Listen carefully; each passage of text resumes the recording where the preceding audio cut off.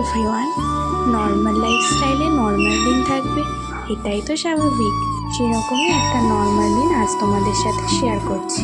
5:30টায় ঘুম থেকে ওঠার পর কিছুক্ষণ ঝিমিয়ে না কাটালে তো আমার বিছানা থেকে ওঠাই হয় না। বিছানা ছেড়ে ওঠার পর ফ্রেশ না হলে তো দিনের শুরু করাই যাবে না।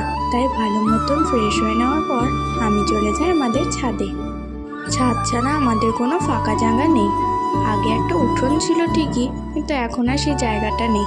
সেখানে আমাদের ঘর হয়ে গেছে, তাই হয় ছাদে যেতে হয়, নয়তো বাড়ির কাছে কোনো মাঠে যেতে হয়। সাত সকালে কোনো মাঠে যাওয়া আমার পক্ষে তো সম্ভব না, না তো আমার সময় থাকে আর না তো সেই ধৈর্য থাকে।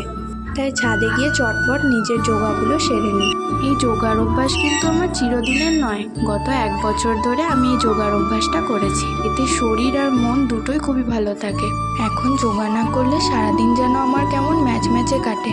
তাই সকালবেলা আর কিছু হোক আর না হোক যোগা অভ্যাসটা আমায় করতেই হয়।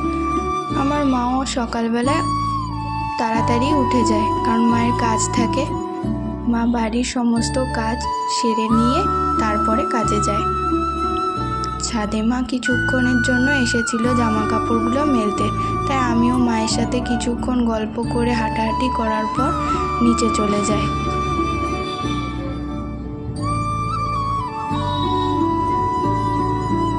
মায়ের সাথে সারাদিনে তেমন সময় পাই না, সন্ধেবেলাটুকুই পাই। এরপর নিচে এসে জল গরম বসিয়ে দিই। শীত মানে তো সর্দি কাশি গলা ব্যথা থেকে আমার কোনো রেহাই নেই, তাই গরম জলে গার্গিল আমায় করতেই হয়। এরপরে আমি বসে পড়ি পড়াশোনা করতে। পড়াশোনায় তেমন মনোযোগ নেই, তাও ওই যেটুকু করতে হয়।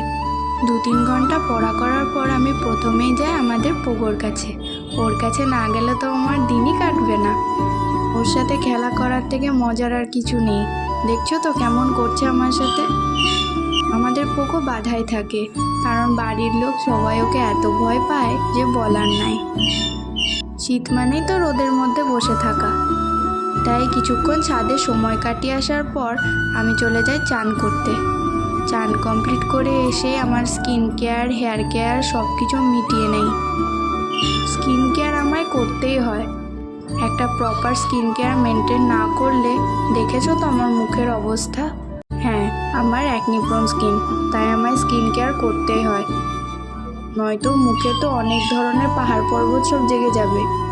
আর সাথে আমার চুল যতই কোঁকড়া হোক, আমার কাছে তো আমার চুল খুব আদরের। কিছু সারার পর আমি প্রথমে চলে যাই পেট পুজো করতে। এই কাজটা হচ্ছে আমার কাছে সব থেকে ইম্পর্টেন্ট। মা সকালবেলায় যতটা পারে রান্না করে যায়, কারণ মা নিজেও খেয়ে যায়। পেট পুজো সারার পর বেশ কিছুক্ষণ ঘোরাঘুরি করি। তারপরে দুপুরবেলায় কাকিমা পেয়ারা কেটে দেয়। শীতের দুপুরে পেয়ারা, কমলা লেবু এসব না খেলে তো শীতকালের কোনো মানেই থাকবে না। তারপরে কিন্তু আরেকটা জিনিস, আমি পানি ফলও খেয়েছি।